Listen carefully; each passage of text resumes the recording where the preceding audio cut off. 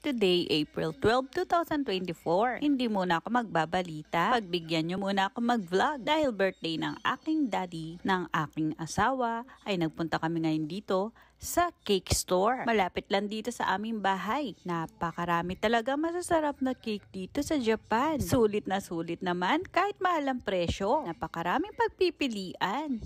At grabe, gusto ko talagang bilhin lahat. Pero no, bawal tayong tumaba. Ito nga't namimili na ang prinsesa. Gustong gusto ko talaga ang lasa ng cake dito sa Japan. Dahil sakto lang yung tamis, hindi naman sobrang katamisan. Tama-tama lang ang lasa at napakagaganda pa ng mga design. Ito naman na magdaddy, mukhang namimili pa ng ibang dessert. Sobrang cute naman ang design ng loob ng cake store. Ayan, at may cheesecake. Namiss ko kasi ang cheesecake sa Pilipinas. Kaya sinabay ko na rin sa order ng cake. Nakakatuwa talaga ang gaganda ng cake dito sa Japan. Ito mga guys, para sa inyong mga baby na mahilig sa mga characters. Iba't ibang mga design na mga gusto nila. Pwede kayo magpa-reserve bago mag-birthday ang inyong mga anak. Dito lang yan sa Higashi, Osaka City. Saktong-sakto siya sa Hanazono train station. O hala, uwi na nga kami. Nagagandahan kasi ako sa cherry blossoms. Kaya binidyo ko na rin. At ito naman ang aming binili. Content celebration lang. Hindi na kumanta ang bata. Naku, talagang kumain na siya. Ganyan naman dito sa Japan ang celebration. Kakain lang kayo ng cake.